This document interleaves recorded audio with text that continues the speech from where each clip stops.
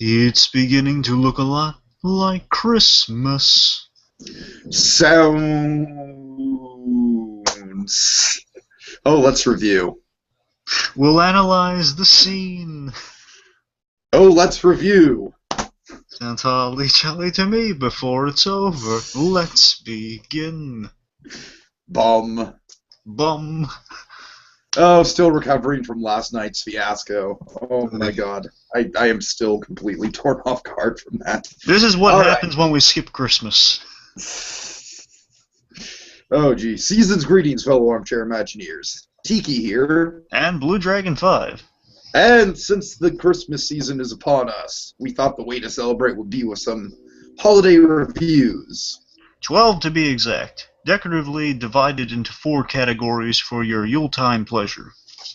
So, without further ado, silver up those bells, light the multicolored lights, and go out and build a cloud man, if you will, to join us as we get into some seasonal shenanigans.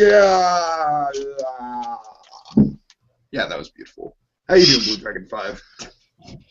Reasonably well. Reasonably well after the incident Yes. that we will no longer speak of. Yeah. Okay.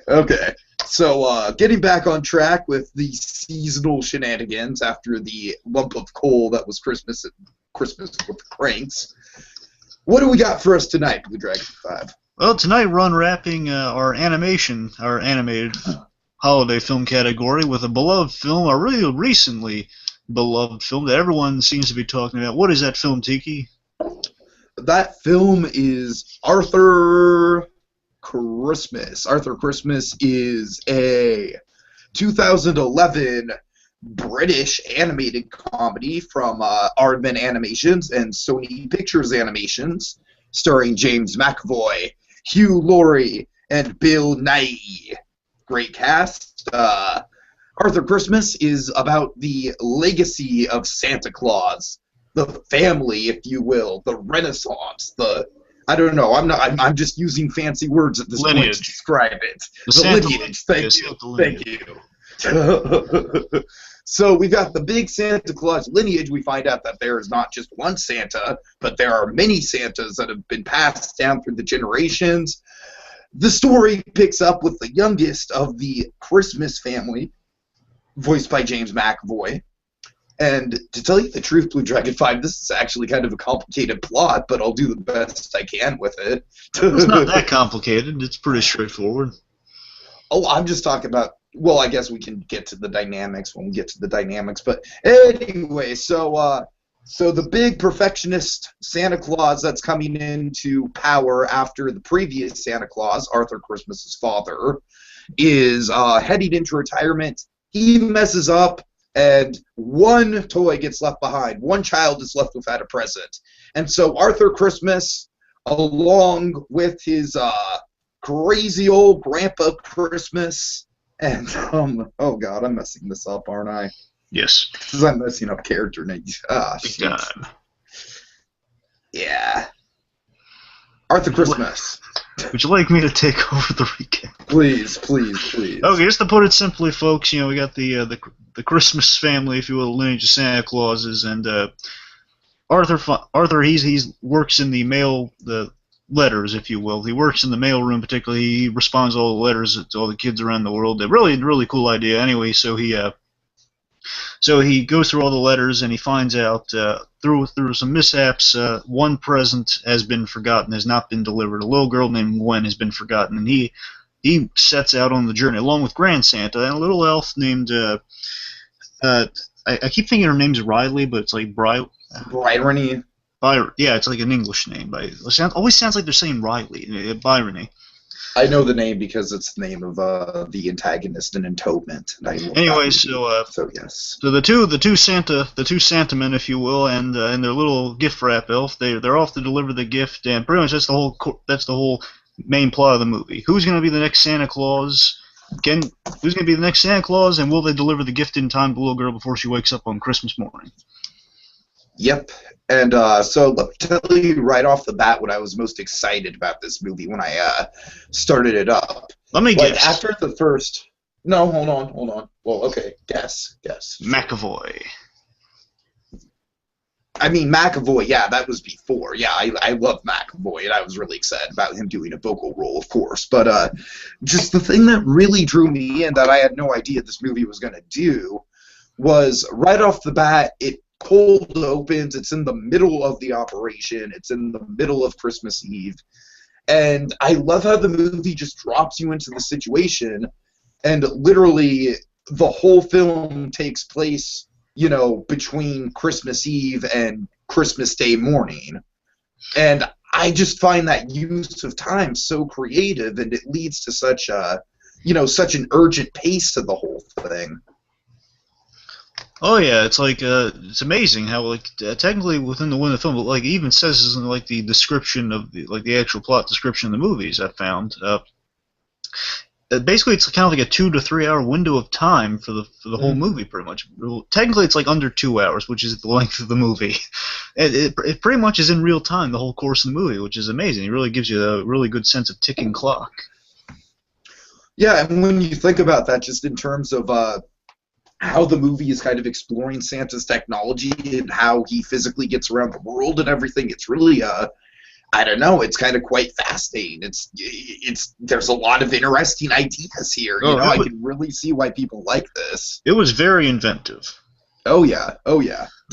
So speaking of inventiveness, one of the big strengths of this movie would be the characters and their character dynamics. Really out of the box, really good, fresh ideas. Let's go through some of those characters and some of those dynamics. So let's establish our really cool characters. All right. Well, you want to start with you know, one of the relationships that I thought was really interesting was the dynamic that we had between Arthur and his older brother Stephen. Oh yeah, well, so we had Arthur. We got Arthur, voiced by James McAvoy. We got Stephen, voiced by the great and powerful Hugh Laurie. Oh God, yeah, the great and yeah, he is Oz. Thank you. Oh yeah. But no, but yeah, Hugh Laurie again, yeah, just absolutely commands the vocal role. I love the character. I love the design of the Christmas tree and his goatee and everything. Really fun stuff. I love that. I really love Steven's look. That he's kind of this military. He is the commander in chief. He's kind of the Captain Kirk of this whole right of the whole ship. Except they actually, well, he's more so of a Spock behind Captain Kirk, doing all the heavy lifting. You know, he's working in mission control during the whole thing, pretty much.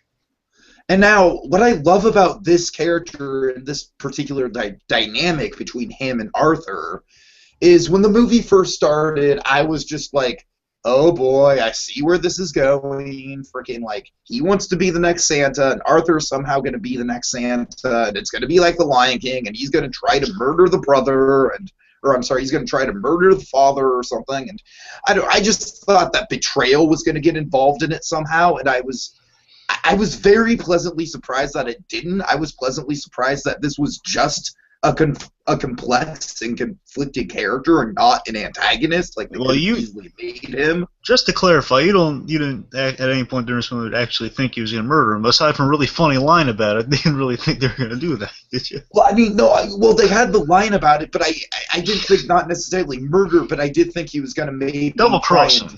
Yeah, try and plot to take over his position. You know. Yeah. So, I'm very impressed by it. It's kind of like almost again. I know we could get into it all. Not all day. We could always get into it. Like there's technically no villain in Toy Story, but it's similar to that. I know. We got Sid, and we got. I'm sorry, he shows up right at the beginning. He is clearly a threat. Combat Carl, BlueDragonFive. Look, I approach that with a consensus view of him. I myself view him as the bad guy in the movie. I want to make that clear. Okay, I'm just approaching that as the consensus. Anyway, my point is, similar to a lot of Pixar films, they don't set out to have a villain per se, or at least they justify it. So a lot of movies are really impressive don't have villains in them. Mm-hmm. And this is one of those cases. Certainly, you think Steven's technically the closest thing we have to antagonist. He's not even that antagonistic. Not at all. He's literally just trying to do his job. Certainly, and you emphasize you feel a lot of sympathy towards Steven because he's in a position where he's the most competent guy for the job. He gives his all to his work. He prides himself in his efficiency, and you feel that, man, this guy really earns it. And he seems to be He's being a nice guy, kind of a working stiff like you or I. And then he's kind of competing for the father's appreciation.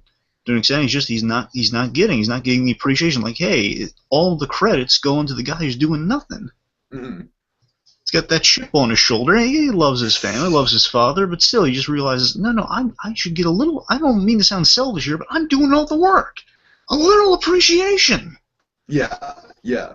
And I mean, not just like a pat on the back. I mean, give me some thanks. Right. Yeah, definitely. And then let's talk about Arthur in the meantime, which is kind of like a big contrast to Steven, because he is really not that competent of a character, at least when he first shows up, because he is literally stepping over the elves and just making everyone's life a living hell. I love the line, isn't there a line at some point where, oh God, where Arthur like causes a flood or something, and one of the elves is just like, I lost everything in that flood. That's a prime example of a big strength of this movie. Because it has because Aardman worked on it, as you can tell in the designs and everything, a lot of Aardman influence there. And one of the best things Aardman has going for is there's always like a visual gag or an extra gag you didn't notice the first time in every scene. Right, yeah. There's really just those kind of lines and visual gags and the whole throughout the course of the movie. Just really put the pretty bow on everything. There's always time for a bow. Exactly. So Arthur, I lost everything in that flood. So we see right off the bat, Arthur. He's a guy. He may not be like the most efficient guy around, but he takes pride in his work big time. Oh yeah, definitely. Yeah, the guy lives and breathes Christmas. I just love the simple notion that this is the guy, he writes, just the idea, again, a lot of really cool ideas presented in this film about Santa Claus we never really thought about before. Again, the kind of illogical logic, which is a big hook for me with this movie. Of course. Is that, okay, well, kids send their letters to Santa Claus, and what would be the coolest thing in the world? If Santa Claus wrote back to you, or at least a representative of Santa Claus, and Arthur is, and he's pretty much like, oh yeah, sure, this is a real Santa Claus, yeah, he's my dad, without saying it directly, of course, but he's just saying, oh yeah, Santa Claus is real, he's awesome. And yeah, certainly, he'll get that for you. Don't worry about it. Have a Merry Christmas. That's pretty much it. And he communicates with the kids. And this is a real people person, Arthur.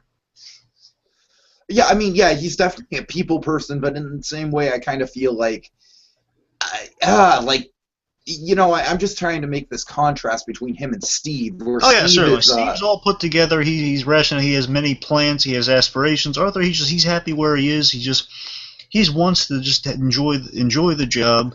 He loves that. He's a cog in the wheel. He can live with that fine. He just loves connecting with the kids and making Christmas happen. He loves that. Yeah.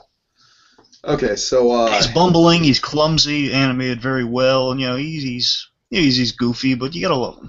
He's pretty much the Goofy of the Claus family. Pretty much. You want to talk a little bit about McAvoy's performance? Sure.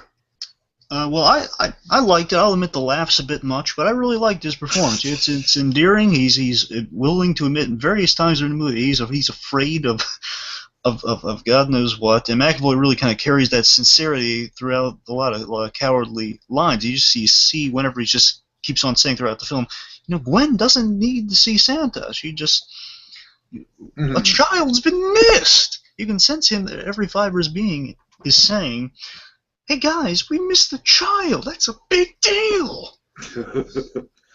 Yeah, I mean, this movie is just another example of why I love McAvoy. He's really quickly becoming one of the actors that I pinpoint and go to see every single film he's involved in, because he is just great. Think about it. Even in the course of the two X-Men movies, he went from the very kind of warm and intelligent Professor X in First Class to the to the practical heroin addict Professor X in Days of Future Past, and then we've seen him as Mr. Tumnus. We've seen him as kind of crazy, dirty scoundrel types in films like Wanted and in films like Filth.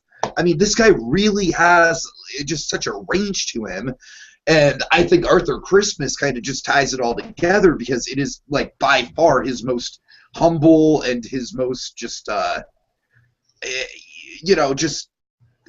don't know what the word for it. He's just very innocent. He just has this innocence about him, and the thing that kind of fascinates me about McAvoy is his edge while still being kind of like the Mr. Tumnus type of character at the same time.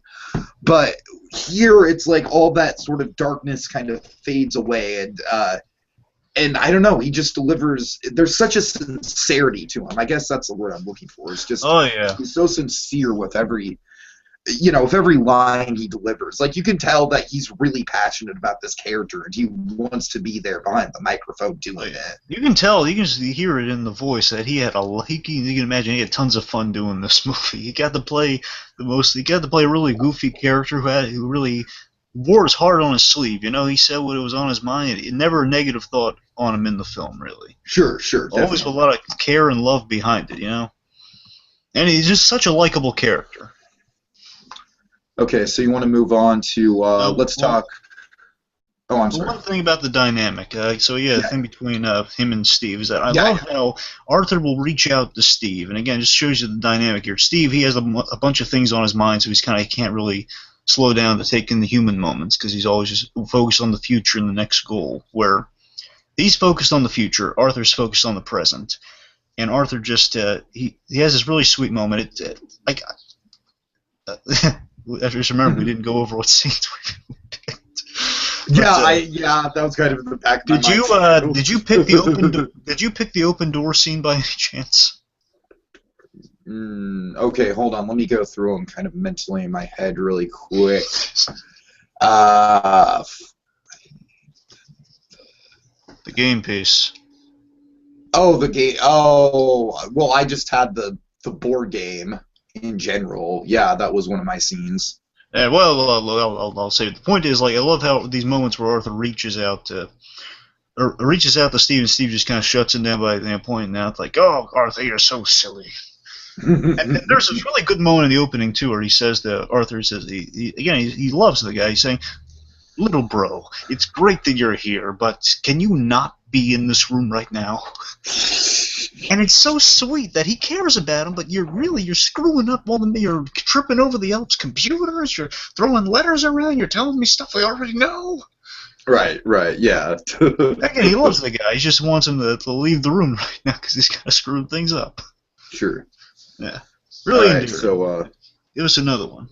So let's go on to Bill Nighy, Davy Jones himself, as Grand Santa. What do you think about him? Oh, Grand Santa's awesome. He's the big favorite of this film, from what I hear. And you know what? I'm going to kind of make a bold statement. I think the reindeer that he travels with. What's the reindeer's name? Does the reindeer have a name? No. Well, I don't think the reindeer has a name. Okay, well, whatever. I think that reindeer is a better reindeer than Sven. There, I said it. I said it. I disagree. You disagree? No, I think that reindeer is awesome. I love that design. It's an awesome reindeer. It's an awesome reindeer, but I can't say he's better than Sven. Well, okay.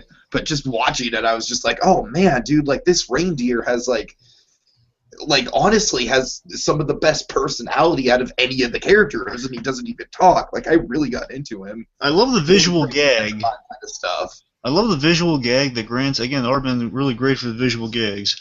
I love that he fashioned his left, or I think it's his left antler, into a cane.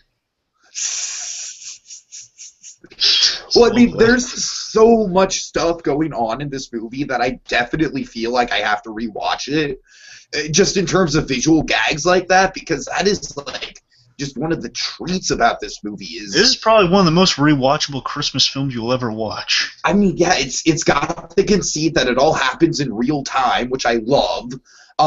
It introduces a whole bunch of new technology into the equation. It introduces I had sort of a mixed reaction, to tell you the truth, when one of the opening lines in the movie was like, "Santa, how can you exist when I check Google Maps on the North Pole and nothing's there?" And I'm like, I don't know. What do you think about that line in particular? Because I'm very mixed about it, because on one hand, yeah, that's definitely logical in this day and age, for sure, to bring that question up. On the other hand, I kind of feel like bringing up something as specific as Google Earth is I don't know, kind of leading to maybe potentially dating the movie at some point. What do you think? Did it? Yeah, I'm thinking it probably was in Gwen's letter, or someone's letter in the beginning, right?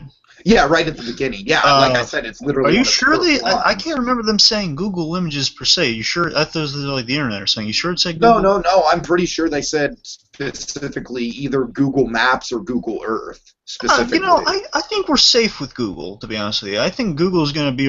Me personally, I think Google's going to be around. But if not, it's a search engine. I mean, No, I'm not. I'm not saying that. I'm not saying that Google. Like, yeah, I'm not saying like Google is going anywhere anytime soon. No, that that's not doesn't what I'm bother saying. me. I'm just. I barely noticed it, but it doesn't really bother me if that is the. If, I don't think it dates it really because I Google's mean, been I there for guess a one of long the time. things. I guess one of the things that you can definitely make a fair point and argument with. A good reason to have the line is that it's really kind of cool that that line's in there right at the beginning when really like the whole point of this movie and a lot of the big theme of it is, you know, like the modern way of celebrating Christmas versus the old traditions. And so actually come to think of it, I'm kind of growing on it. I kind of think like thematically it makes sense. Okay, so anyways, I'm sorry I got kind of off track of the Grand Santa. Let's get Right, back to it. yeah, so Grand Santa really cool again. Bill. It's. I keep thinking Knightley, but it's Nye, right? Nye. Yeah, Nye. Bill Yeah. Nye's really. He's always good. Oh, he's awesome. Yeah. One of my favorite bits. He's going to come into it later. Probably you can imagine. Probably one of our favorite scenes. He's going to steal the show in a lot of them. But oh man, Grand Santa, he feels so much like a grandfather. You know, it's like the guy he's stuck in the old ways. And more playing a comedy grandfather. He's stuck in the old ways, and he has like the fun statements like, "Oh, you know what they used to do back in the day when a kid wake up? We'd hit him over the head and put a dab of whiskey on their lips." That's what. And just Steve, I love the dynamic between him and Steven, because Steven just look at it like, "You are so crazy and outdated." Pretty much, like he says, "What did you when you delivered lead painted toys?" It's just reminds me of he kind of reminds me of a Grunkle Stan from Gravity Falls because you need to watch Gravity Falls. Oy. Yeah, he reminds me of Grunkle Stan. But it's like he's like your classic, your classic old man figure in any cartoon, pretty much saying, "Oh, back in my day," and he's just, but it's not just that standard though. He's like making you fall in love with them. What do I have to do to relate to these kids? Yeah, it's like it's. I'm not saying he's Carl Fredricksen or anything, but it's like. No, I was trying to do Grunkle Stan. No, I'm not saying that. Well, I'm just saying the regular mold you have for the old person, he's breaking that mold by, he's really interesting, he's really fun. Again, everyone just loves this guy. He's got an awesome reindeer. Yes, he's got an awesome reindeer. He's got the sense of history to him, and you get a sense he's done all these really cool things. He has all these stories like, "Oh yeah, I had a ventricle popped out of my mouth and I was going down this way." I love the relationship he has with the sled. I love that. It's almost like it's not on the same level as Up with the house, but it's kind of like in the same sort of territory. You know what I mean? I love the sense of history with this guy. You feel so immersive. Like this guy who he used to really love. It's like we never. Sorry, this is a dynamic you really never see with Santa Claus, of a retired Santa Claus. Mm-hmm, mm-hmm. And I love the reasons later on. We get more depressing, kind of some real moments later on with like how he feels about being retired. But man, just first of all, he's just kind of like slightly embittered about being retired. Just more so as like just tired, just going to his old man mode, like watching stuff and complaining about everything on TV, saying like, there goes the postman. And pretty much saying, he's like a big postman in a spaceship. Pretty much it's a fun slant to see with the Santa Claus. The guy's always saying, "Oh yeah, we used to do it much better back in then." But he gives more detail as to why, saying, "Oh yeah, we used to do things so fun and really like classic Santa Claus. 'Twas the night before Christmas stuff before now with all your space age technology, literally space age." Right, technology. right, yeah. They drive around in a really awesome spaceship. Oh, it's such a cool design. I love how the bottom of it is painted like space. Oh yeah. But then the rest of it is made to kind of look like vaguely kind of resemble like almost like kind of a Buck Rogers style Santa sled. Yeah, it's a bit of the Enterprise and right. Yeah, the S1. Oh god. Okay. Well, yeah. So the Grand Santa, he really steals the show in a lot of these scenes, and Can I mention like one small, tiny, little, minuscule pet peeve I have with the sleigh? Well, which one? The S1 or Evie? Evie. What's with Evie? I just wish she would have just called her Eve. Well, I no, just think it would have made more sense to call it Eve instead of Evie. well, it's got the E at the end. It sounds cute. Yeah, I know, but I don't know. I just think like thematically with the Christmas and everything, and the whole fact that this whole movie practically takes place on Christmas Eve. I just think Eve would have been a more appropriate name. Well, it doesn't. But like I said, it's very minor. It's very Yeah. minor. It doesn't really affect the movie. Look, I'm just saying, like, if I was writing the movie, it'd be called Eve and not Evie. Yeah, That's well, all I'm saying. Yeah, Evie's an old person thing. Though they would call him like the way with an exuberant old person. You say, yeah, there's old Evie. I guess. Fair enough. Fair enough. All right. Like I said, very minor critiques. So yeah, speaking of grandson, let's talk about his dynamic with Arthur. All right. Well, this is kind of like one of the big main cruxes of the movie. They share a lot of screen time together. I don't know. Why do you start? Oh well, it's really good. This is like dynamic. Again, Arthur feels like a kid in this movie a lot. Pretty much, he's being he's amazed with all the cool stuff that his grandfather's done. He's taking it to face value, and pretty much he does see him as also kind of he's the audience's reaction to this old man. He's done everything, yet still he's done everything. So he's a little nutty too. He's a little scary nutty in Arthur's eyes. Like, wait, you did what? No, I can't do it. He's pretty much they make a good pair because Grand Santa's so adventurous and he's raring for some action coming out of retirement. Arthur's like, no, I do not want to do this. He's terrified on the edge of his feet. Arthur is the moral compass. He wants to do the right thing here, and he knows without a doubt in his mind this is the right thing to do. You deliver the gift to a little girl. Grand Santa, we find, he's doing it for the glory. More so, it's like it's interesting morally that he is. Grand Santa's just doing this for the glory to prove everyone wrong, kind of like a lot of elderly people do. Kind of again, this is another one of those things where, in lesser hands, I kind of feel like this plot line would have just been treated as a very stereotypical, like, oh, liar revealed storyline. They're gonna get mad at each other, but then make up at the very end. But no, they don't do that. It's like Arthur gets kind of pissed off at him for like a minute, and then we move on, and there's kind of a tension there. But it's realistic. It's not just like, oh my God, you did this one thing, and now I'm out of your life forever. You know what I mean? And Arthur's not even really mad at him; he's just kind of disappointed at him. Remember the moment where he says, "Yeah, right." There's like a really good moment where he tells him. He comforts him really after like Grant's is like all disappointed, like now I'm not gonna get my photo. Listen, Gwen wouldn't have seen anything anyway. She would have been asleep. The matter is that Santa delivered the gift. Sure. And those words are actually stewing on Grand Santa for a while. If you really rewatch it, they're stewing with them a little. Right. So point is, they got a really good dynamic going on. Just he's kind of the moral compass, and I love we'll get into it when we get into scenes. I love the kind of one of these last scenes the two of them have together. Oh yeah. Okay, let's see. Well, there's Malcolm. We should talk about well, I was going to say, now that we're with you want to round out kind of the trio that we have on the sleigh and talk about Bryony? I just want to call her Riley. So how do I pronounce it? Okay, Bry, Run, E. Okay, Bryony. no, I've got. Okay, think about the word irony, except instead of irony, it's Bryony. Bryony. Bryony. Yeah. Sounds silly, but okay. Why couldn't they just call her Riley or something? It sounds much better. I don't know, because it's a proper British name. It's a British film. Stop being racist to British people. BlueDragonFive. No, I'm kidding. I'm kidding. Yeah, Bryony. That's Byronic. Okay. Anyway, so of course I might be pronouncing it wrong myself, and that would be even more Byronic. Okay, so I guess Bryony.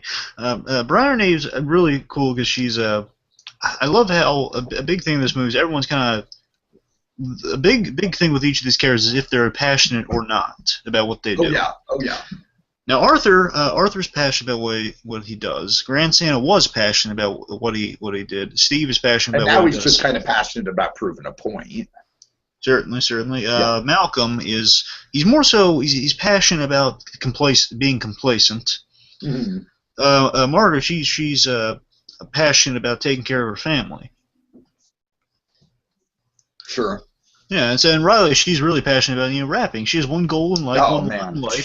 She's a rapping elf, and she lives for it. And because she just loves the fact that she brings joy to children by she's the colorful mystery outside the present. Like, you've been waiting all year for this. Right. You Right. unwrap this Yeah. pretty thing. Basically, she lives to rap for that just moment of intrigue and wonder on the child's face. That's so endearing. I love this character. I've got to say, this character was a big surprise for me. What do you think about the design? Like, kind of the kind of blonde hair in the middle, Oh, I don't. I like it. I kind of like how. and the nose ring. Yeah, kind of a little bit of a punky vibe there. You know what I mean? Kind of like. I'm not knocking. I'm just saying it was different, most certainly. Well, that's what I kind of like about it, though. It's like, I'm kind of like, I'm all over the place with this movie and saying that in lesser hands, these characters would be stereotypes. Like, I could totally see this character being just the stereotype, like, tough, strong, independent woman, like Go-Go Hamada was in Big Hero 6. Yeah. Just saying. Just saying. Just saying. Woman up! All right. I get it, because Anyway. she's a woman and she's going up and she's proud of herself. And yeah, okay, I'm sorry. Get back I'm trying on to think track. what the point was we were going with. Well, my point is that I feel like they could have made Bryony one of those characters, but instead they just give her such kind of a sincerity about her, and I think sincerity is kind of a word that we could go back to a lot. Yeah, in this and movie. she's a rapping elf who also, it's funny, like her other golden movies to kind of get out in the field a little, and she does by helping Arthur and basically delivering kind of that last gift, that last thing, and making sure her huge runner in the movie is making sure it's wrapped Oh yeah, perfectly. Like no tears in the wrapping, no unwrapped gift. That won't stand with her. And I love how the rapping in the movie kind of becomes like one of the movie's like quote unquote rules. You know what I mean? Yeah, and it's so all well this animated. subtlety that goes into it. It's like you could just tell whoever like the writers who worked on this movie just had a ball creating all this whole universe and the concepts and everything and how everything works. It's such an exact rapping science with her. I love that. I love everything they do with the tape too. Yeah, I love the tape is almost kind of like a grappling hook. You never really see rapping's a hard thing to do in animation. They do it really well, and that especially in the last scene with the rapping. Oh yeah. There's always time for a bow. She's adorable and endearing, and what's so great is like she's an accepted sidekick. Like Grand Santa has seniority, so if she's subservient to him, he's like being really mean to her. Those two have a really fun dynamic of like she can't really backtalk him, but she's accepting of it, and Grand Santa she slowly grows on Grand Santa, even though he views elves as expendable soldiers. That's how which is kind of dark unto itself. Yeah, because he mentions like kind of like some Willy Wonka Oompa Loompa territory there. Yeah, he mentions once at a Christmas dinner. He mentions one round Christmas pretty much lost the elf over the sea. He says never saw him again. Never saw him again. Yeah. And this love he calls her elf. He doesn't even call her by her name. He just says, "Hey elf, what do you think about telling his parents?" It's so funny their dynamic, and in the end they warm up to each other. Like, she kisses him on the forehead when she thinks he's about to meet his maker. Oh yeah. Really it's really cool. And she's a great sidekick. Yeah, absolutely. Okay, so I guess the last Malcolm. Yeah, I guess that's the last main, unless you want to talk about Mrs. Claus. Well, I mean, we can talk about Mrs. Claus through Malcolm. Okay, fair enough. So first of all, Malcolm in general. So Malcolm Claus is the current Santa Claus, the 70th anniversary Santa Claus. Mm-hmm. And he's gotten very complacent. He basically ceremonially kind of delivers a present to a house, like in each town, I suppose. Again, I love these rules and customs. It's also creative. I love the dynamic with the parents. You can definitely see where the traits passed on to the children. Think about it. Oh yeah. Think about it. Arthur, obviously, he's inherited a lot of stuff from his father because his father is bumbling. More so, probably due to his age. But he's bumbling. And he's bumbling. He's well-meaning because he loves that. He loves being Santa. He just doesn't love all the work. He's kind of growing out of touch with the work that goes into it. He's been busy, even though he hasn't been busy with anything. He's a figurehead. And Yeah, and he's especially growing out of touch because of the big theme in this movie of, like old technology versus new technology and everything.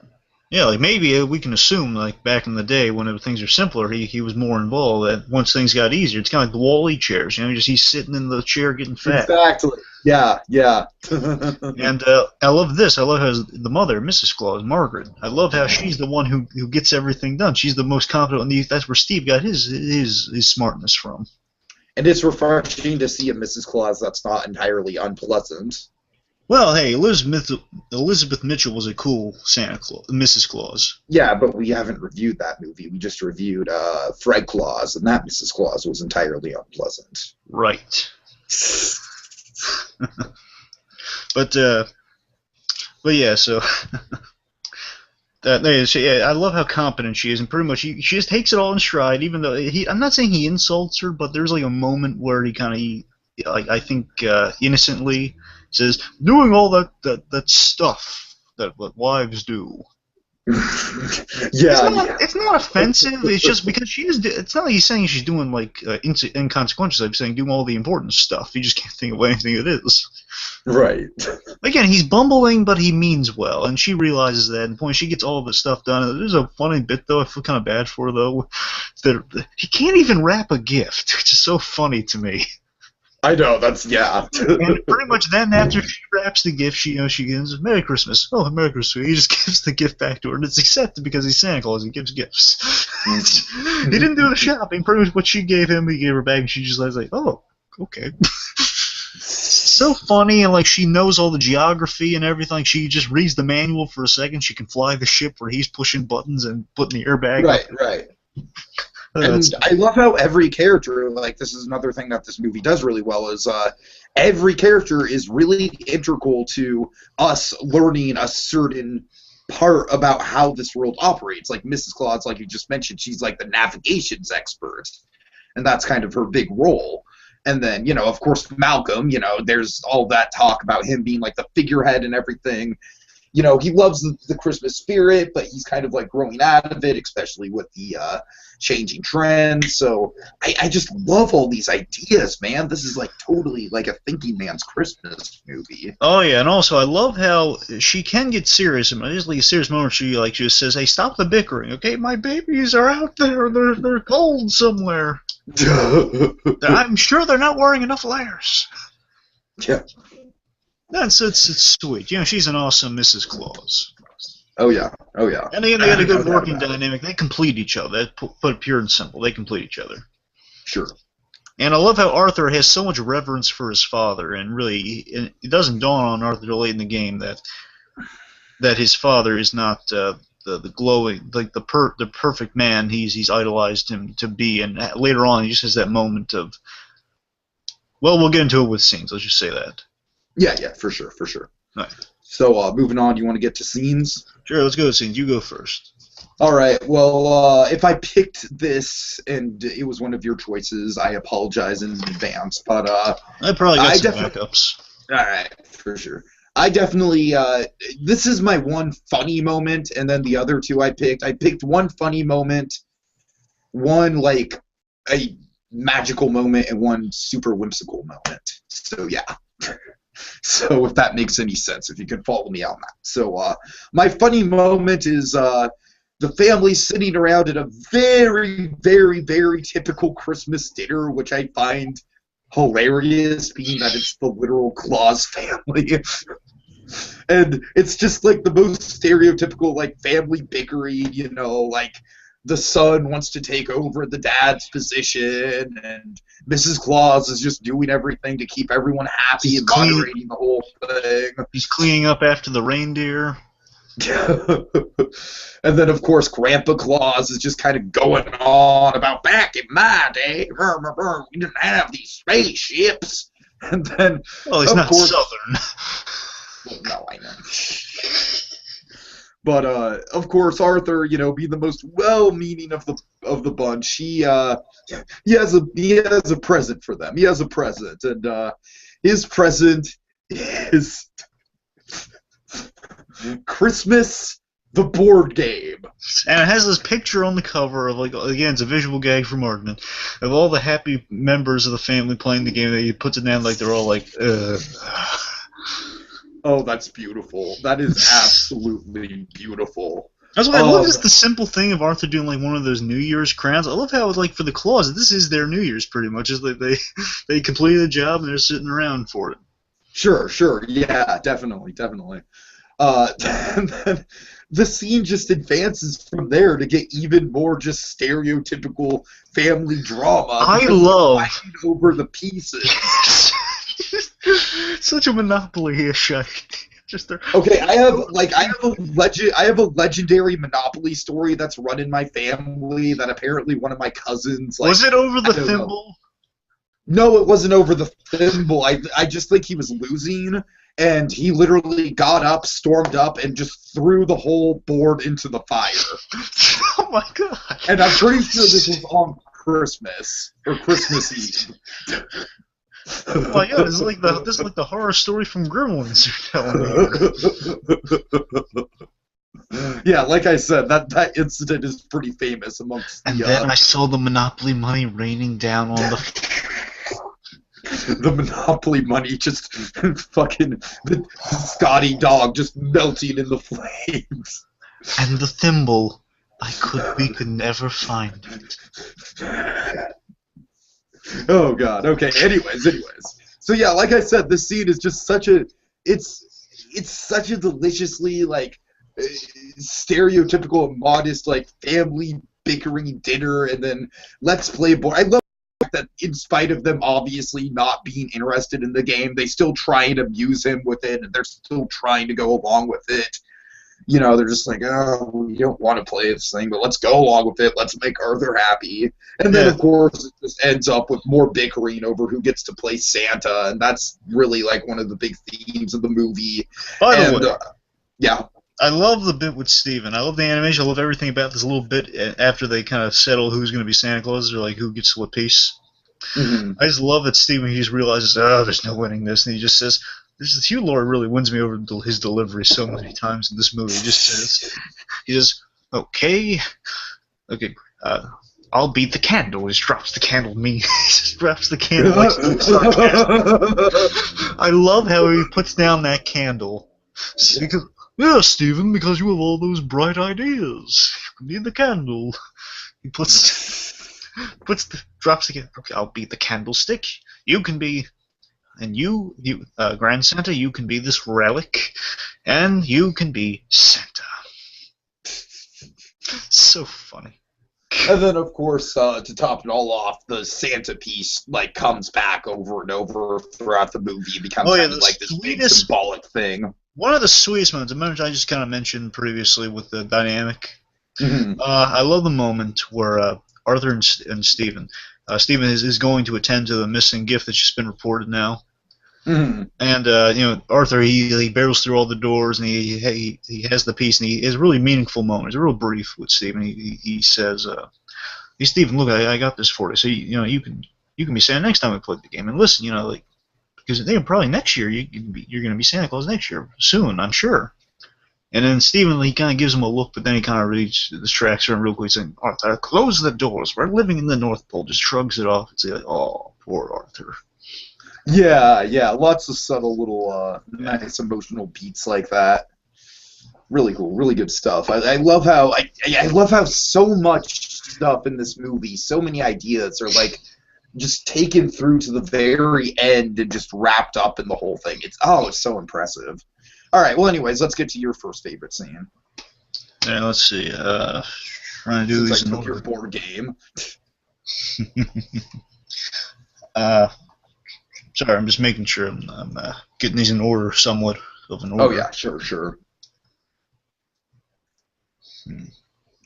Okay, well, I guess I love the scene where Malcolm. It's right after Malcolm realizes, okay, Arthur has Arthur's gone out there pretty much. He wanders into Arthur's deserted office. Mm-hmm. And he goes. Arthur's office, by the way, is full of the letters from the kids all around the world in the mail room, and it has like a big old picture of him sitting on his father's lap. Really sweet. And I love how the movie's set up too. Like the movie does a perfect job in the first 2 or 3 minutes of telling you everything you need to know about like the setup of the movie, where it's like, you know, you see all the portraits, all the lineages of the Santa Clauses, and then you see the voiceover of the little girl. You see the house that you're eventually going to travel to throughout the movie. oh yeah, really well set up. And then you see you see Arthur, and he's writing the letter, and I love how he's not speaking at first. You just hear McAvoy's voiceover. It almost feels like a storybook or something in that first 2 or 3 minutes. You know what I mean? Before we get to the whole elf operation. Yeah, certainly. I also, it's the main scene I'm meaning is Santa Claus. He's reading the many letters from the kids all over the world, and really hearing his son's words coming back to him in his head. Pretty much saying, "Oh, I loved your drawing of Santa Claus tripping over your dog." And Santa Claus is real. I'm sure he's gonna bring you because he's real and he's the best man ever. And just you can see the reaction on Malcolm's face, realizing, "Man, I'm not really that good as Santa." And he's been idealizing me all this time, and I am. My Grand Santa's right. I'm just a man. I'm a postman in a spaceship. Dare I say it? Almost kind of a little bit of a stoic dynamic, just a little bit. I don't really. For some reason, stoic is like the go-to example for me of awesome father figures. Nah. So basically, whenever I say it's a stoic, I just mean it's an awesome father. I know it's kind of a blanket term now. The point is, the reaction on his face, and just seeing him alone in that chair, reading all the letters from the kids, and Arthur having really played that role. And then he looks up the pictures, the two of them in the frame. He feels so guilty, and he realizes, "Oh man, I've let him down." And then after that moment, he realizes again, it's kind of this sweet. Jim Broadbent, I believe, I hope I'm saying his name right. Jim Broadbent. I remember him from The Bar. He's really talented English actor, from what I hear. I remember him from The Borrowers myself. Yeah, he's just one of those character actors. Just kind of shows up in everything. Oh yeah. I love his performance in the scene where he's telling Margaret, I've made a decision. Pretty much saying, we're going to take the S1 out. We're gonna find Arthur and deliver the gift. Uh-huh. And just think of Margaret, obviously she's in control and she has everything ready for him beforehand. She's just been waiting for him. But still, it's just the moment he came to that realization that, you know what, no, I'm not going to sit here and be complacent. I'm going to take some action. Be the Santa Claus he's idealized me to be. That's sweet. Right. Okay, so my second favorite scene is I just love the globetrotting of this movie, and I think it's really well handled. There's not too many pit stops. There's just enough to get a sense of scale and a sense of, like, you know, that you've been a lot of places without having it kind of feel like you're just taking a whole bunch of you're just taking a whole bunch of detours. And I really love the stop in Africa and the scene where the two reindeer are running for the sleigh and they have to spill all the magic over the sleigh and the reindeers catch up. But then all the animals over the savannah just start floating. Just magical imagery. That's all I can say about it. I don't have much more to say except it's just a beautiful piece of animation. Just awe-inspiring. So that's it. You have anything to say? I mean, I just wanted to point that out. It's just such a visual highlight for me. I love the logic of. I love how they justify why we're going to these detours. Pretty much, first of all, they don't have like the little. They call it a ho-ho. The iPhones of all the elves, pretty much. Right, yeah. Which I think is cool. Like they're not making like an exact device. It's like an original Steve device that has his voice as the GPS, which is funny to me. One thing about the technology in this movie, just really quick, it's not hit over the head at all, but I did think it was funny that being a Sony movie, there was a mention of PlayStations. But yeah, they were very subtle about it. So I think love kind of a joke. Yeah. I just love how at first, like, they're like either it's due to an outdated map, or they're just there, and then they have the ho-ho, and now they're going to the right place, but they type in the wrong address to get all these. Right. Really funny. Yeah. Yeah. Well, this might be more so piggybacking off what I just said. I mean, if you take one of my scenes for later on, then this will be my second scene. If not, it's real quick. Okay. I love the little debacle right after Malcolm decides I'm going to deliver the gift. They're in the spaceship, and Steven realizes this, and he just hears, like, he sees the ship being taken out. The horror on his face is so well captured. And pretty much he's racing through there, reading the note saying, like, taking the S1 out, also left the turkey sandwich in case you get hungry. Yeah. But my favorite bit, I love this is more so for the dynamic, I guess. I love just kind of finally Steven, he's fed up. You know, Santa Claus has been, like, jerking him around the whole movie pretty much, and it shows you, like, Malcolm, he means well, but he can be insensitive with his bumbling, because pretty much he keeps it. Once it's revealed that only one child's been missed. A child's been missed. A child's been missed. Arthur, don't go spreading. What do you want to do? Wake up everyone? That's a good idea. A child's been missed. But no. When basically once Santa Claus comes down there, he says, "Steven, what did you do?" And again, he's just placing all the blame on Steven. And even when all the elves are around, Steven, you missed one child. Of course, he says he takes the credit when it's easy for him. Mm. And then I just love how Steven first gets fed up by saying, "Okay, you know what? Okay, the directional mechanisms are over there. There's a coffee machine." He sings Silent Night backwards like Arthur did. Really funny. Oh, yeah. And just in this scene, pretty much it kind of comes out as one of the various issues they just bring up randomly in a really funny manner of him saying, "This is about that. You're taking the S1 out." That pretty much. It's kind of like the equivalent of like the son who has like this nice car he just bought, and then the dad taking it out, and then he's just like, "No, what are you doing? You're gonna crash it. You're gonna get a dent on it." And he basically even the computer saying, "Yeah, you scratched the hull over there." And pretty much Steve's prized possession, the one thing he does have ownership over, is being torn to pieces by Santa Claus, filled with everything. He just says, "This is about that pool table, isn't it? I told you should have written to me." Says, "That's a great line. It's like you don't have to explain anything. It's just like they just make it even better with just the response. Steve says, "I was 8 and you're my dad." Right. It's so sad. Yet it's a logical logic as well. Nobody has issues with this guy. If Santa Claus was your father, and he forgot, you expect him to get presents for you? Yeah, that would lead to some serious psychological issues. Yeah, and he forgot you because you didn't write to him. Oh, God. Again, your father, Santa Claus, the man who gives gifts for every kid around the world. So sad and so hilarious to me. Okay, that's the scene. All right.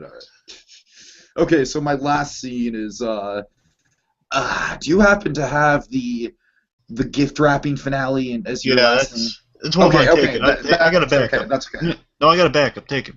Seriously. No, that's okay. No, because I can do just this one quick moment right after, all right. Which is of course that big wrapping paper finale is really creative, really cool. You can go ahead and talk about that in a minute, but I love the wrap up to everything. Wrap up, no pun intended. Oh, the epilogue's so great. It really is, yeah. But I just love. Just the moment, like, Arthur has been trying so desperately to get to this little girl's house the whole movie, and I do really like the idea of this house that we see is almost kind of like the bookend of the whole film visually, because we kind of zoom in on it right at the beginning, and then, we end up there right at the end. I get really into kind of like bookendy type stuff like that in movies, and I just love that. Again, this is just a quick little visual, but it just says so much. And it's, of course, right after it's revealed that Arthur's going to take the lineage of Santa, and he's trying to get back up on the sleigh, and the little girl's running out of the house to play with a bike, and for a brief second she sees Arthur hanging down from the sleigh, and his face is covered in snow, and it looks like he has a beard, and it looks like, and he's wearing the red jacket, and I love that. And a Again, gust of just air blows up visually. around the stomach. Oh yeah, oh yeah.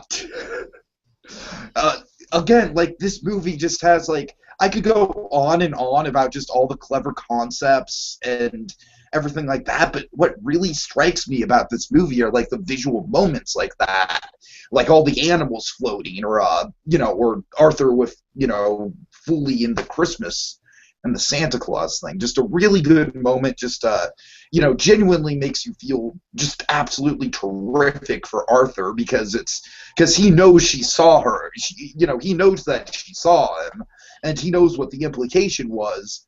And so, it's kind of like something that he can kind of like keep to himself in a way, considering the whole rules of no one should see Santa. And technically, she did not see Santa, but she thinks she saw Santa, and he knows she thinks she saw Santa. And am I getting like way too complicated and psychological for you now? A smidge. A smidge. Okay, well, I like it. I like it. Let's just Yeah, that. you're right. It's great. I'm gonna have to squeeze in 2 moments here, I guess, real quick. All right, sure. Well, one, I love the scene after Arthur's been disheartened finding out that Santa's his father, who said to him, like, Arthur, I won't be getting a good night's sleep tonight over this one child's been missing. And he finds out he's been sleeping. Womp womp. Arthur's like on the beach, they're literally burning the wrapping paper to keep warm, and like it's just Arthur's like we see Arthur in the lowest place. He's at a low point in the movie, and we've seen him. He's been all fearful, of course, but he's been fearful but hopeful. Mm-hmm. And here he's defeated. He did all this, and for what? When he realizes, oh yeah, I'm doing this, not the guys who should care.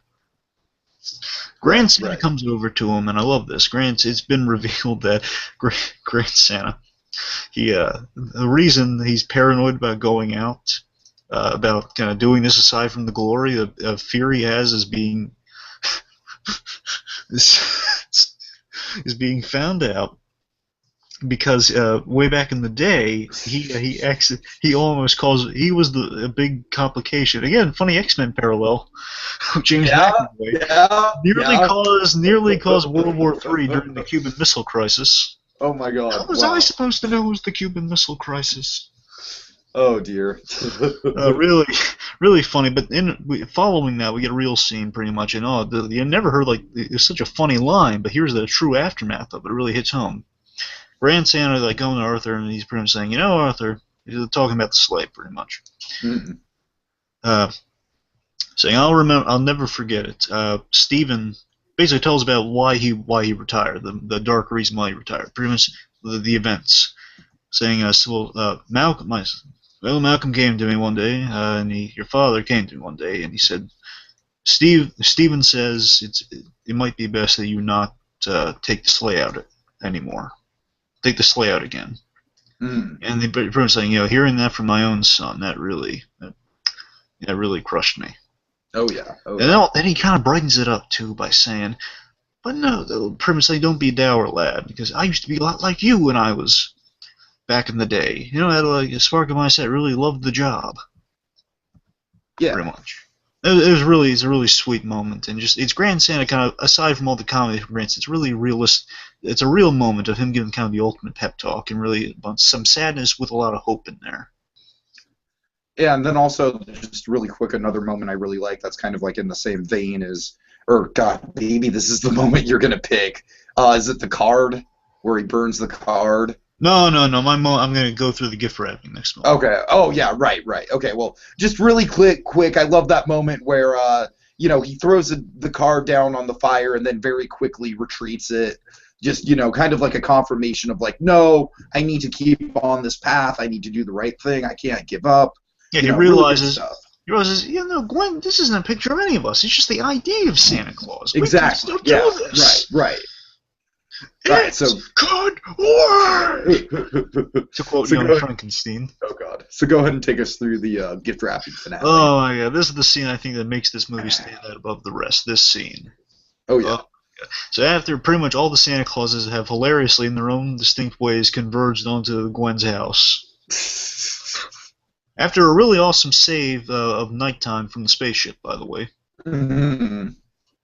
All our Santa Clauses converge, and pretty much, they're all. Arthur gets down there. He's all exuberant, saying, "Oh, you actually came. You care." Santa Claus has Malcolm has that guilty look on his face, and Yeah. then like all of them converge, saying, "No, I'll deliver the gift. No, I'm actually Santa Claus. No, give me the gift. No, here, have a bonbon," which is like an apple core because Grand Santa's been hit on the head, and he's a little off to say the least. Oh yeah. Point is, so then Arthur just said, "No, it doesn't matter which one of you gives the gift, as long as Santa Claus puts it under that tree." Mm-hmm. Then pretty much, Malcolm says, "You do it, Arthur." Puts it under the tree, wraps it like a cute little bow that led up to the stocking of the girl's room, and pretty much they're all about to make an exit, like the closet door or something. Oh yeah. Before they do, Arthur says, "No, wait, check this out. Watch this part." Because again, Arthur, he's always connected with the kids and letters, and he wants to see this unfold. Malcolm's saying, "Well, I've never really watched this before. I've never really gotten to see this part of the job." And then Stephen and then Grandson, they all peek through a little opening of the door, and they see Gwen unwrap the gift. Oh yeah. And oh my God, so many great things in this scene. I'm gonna get through real quick. While they're watching her, like the wonder and just pretty much opening that gift, it's a heartwarming moment. Before that, I love Malcolm in this scene so much. I love Malcolm. He doesn't. You'll notice Malcolm doesn't finish his statements, but the feeling is there because he's so overcome with emotion. Well, yeah, that's definitely one of the things about this scene in general is very little dialogue, but you get so much emotion out of it. Like when the two sons, they're looking through the doorway, and like he just pats them on the back and says, "Well, back in my day, the pat on the back went a long way." Like he doesn't even get to finish it. He just says, "Oh, pat on the back." Yeah. Then the other one, pretty much, Malcolm whispers to Stephen as Arthur's just entranced looking at the girl open the gate because he's been waiting the whole movie for this. And Malcolm says, "Stephen, you deserve to be Santa Claus, but I wonder," because Gwen's saying off screen, saying, "Oh, look at the bike Santa brought me." She's all exuberant and happy, and the music's so great in this movie too. By the way, especially in this scene, makes me want to cry just thinking about the music. Pretty much, Stephen, really great acting on Stephen. He's holding the little game piece after he says, "You deserve to be Santa Claus, Stephen." He's so happy he brings it out, and then he says, "But I wonder if Gwen's right." He looks over to Arthur. Sees that he doesn't care about being Santa Claus. He's just looking at what has happened here today. He's the guy who made it all come together, and he realizes, Stephen. It's a hard moment for Stephen because he's dead set on, like, he had a whole celebration in mind for being Santa Claus and everything. Sure. And he kind of swallows. Swallows his pride, and he holds the thing, and he says, "Arthur." He calls over Arthur and says, "Here. I'll be the candle." Calling back that candle. And then pretty much in the really sweet moment of like Grandson, like patting Malcolm on patting Malcolm on the chest, saying, "Yeah, yippee." Mm-hmm. It's so sweet, and then it's just that moment. Then they all get out of there once because the Grandson is bumbling. You get a squirrel in the tree. It's so sweet, so endearing. It's such a quiet moment too. Yeah, absolutely. It's like that moment of passing the torch and realizing, I'm not right for the job, but he is. And it's so much great care. Again, very little said, but so much is communicated through the animation, the music, everything comes together. It's a Christmas miracle moment. Well said. It's great. All right. Okay, so this next section is going to be kind of difficult because what the hell columns can we come up with for this? No, I got there's a lot of good, but just really just good on the surface, just kind of culminating with the whole thing we've been saying throughout the thing. It's got a great family dynamic. The emotion was really good. It was gutsy in places in terms of it threw a lot of these ideas that had never been done with Santa Claus or the Christmas movies of the sort before, and they really just threw it out there and stuck. Like I said, I love the idea of a real-time animated movie. I don't think we see many of those at all. Yeah. Like you said, just tons of clever, like, inventiveness with the Santa Claus mythos, really playing with it and going nuts with it, and just super creative. Like, like they're not sticking to what we know. They're really going all out with it and making it their own, which I Yeah. respect a lot. You gotta remember, we don't get a lot of full-length animated Christmas films either. That's definitely a good point. Yeah, I mean, the idea of a family of Santa Claus is so cool. I mean, it's not the first time it's been done, but it's done super well in this. Yeah, definitely. Again, the Aardman humor and style, as we just said, it's great. Just overall, it's really endearing. That's for the good. Also, one element of the good is just kind of really bother. It's not so much a bad thing, but it's so good. I hate it on the TV version. Yeah. I love to pieces. I love the epilogue to this movie. The epilogue is pretty much a Bill Nighy. He's a Grand Santa. He's singing "Make Everyone Happy," and he sings it so well. It's so great. Like after the movie, pretty much it's an epilogue telling us where everyone is at the end. Like 1 year later, Right. Steven's still in mission control. He's doing very well, and he's happy. It's the Aardman joke. And he's happy. The Aardman humor coming through again, just pretty much saying like a fun statement at the end, saying, and they're happy, and he's happy. Malcolm and his wife, they're dancing the salsa dance in the snow. Oh yeah. This one warmed my heart. Just the Grand Santa and Malcolm. Grand Santa has a new armchair buddy. Oh yeah. And new armchair buddy. Also, we should mention that the reindeer saved the day in the end too when they went up. There's a really cool shot in space. There's a lot of good in this movie. We can't get through everything. No. But Yeah. the point is the last thing is and Arthur made everyone happy. I love that. Yeah, that's just a nice cherry on top of the whole thing. Yeah, exactly. Now, here's the thing that pisses me off about it. On the TV version, it gets cut out. Every TV version, they cut that out. They just squeeze it into the little corner. No, it's not there at all. They just cut. It's just not there. They just cut to the super fast credits at the end. Oh, weird. Stupid. I hate that. Really pisses me off. That was beautiful. Yeah. Okay, anyway, that is very bizarre. I guess that's my transition into bad. What do you got? Just pitch some stuff out to me, and I'll see if I agree. One actual gripe. It's more of it's a plot hole. Not one I can forgive instantly because they give us so much good. Right. And they do explain it. They do make an effort to explain it. It's just a question of viability. Okay. Steve. Steve's cooperation is kind of let me rephrase that. Steve not doing the logical thing and just saying, "Hey, listen, we got one gift left. Let's take the S1 out to deliver the one gift, save us a lot of trouble." He doesn't do that. Had that happened, the whole movie would have been done in 5 minutes. Yeah, but had that happened, the whole movie would have been done in 5 minutes. Exactly. So I'm just saying.